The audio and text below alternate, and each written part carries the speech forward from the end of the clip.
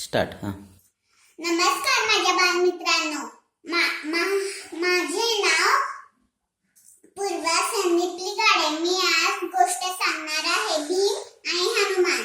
एक भीम होता आणि त्याला गर्भ झालेला होता. तो त्याच्या भावाचं सुद्धा ऐकत नव्हता आणि तो एकदा गदा घेऊन खांद्यावर जात होता आणि तिथे एक माकड बसलं होतं. म्हणजे हनुमानच माकडाचा ड्रेस घालून बसला होता आणि हनुमानची शेपटी रस्त्यावर पसरून ठेवली होती आणि तो भीम म्हणला, ए माकडा, तू शेपटी का ठेवली रस्त्यात? मला जायचंय, काढ शेपटी बाजूला. मग तो माकड म्हणला, मी आता आजोबा झालोय, मला माझी शेपटी उचलायला येत नाहीये.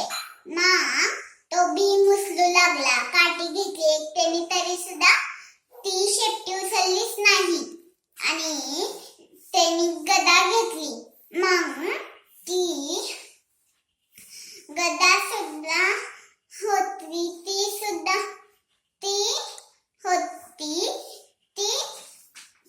तिला सुद्धा शक्ती नव्हती.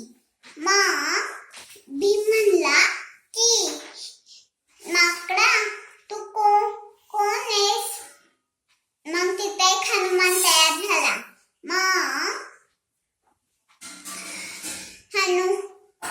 हनुमान म्हणला, तुझा आता मी गर्भ कमी केलाय, तू गर्भ करत होता.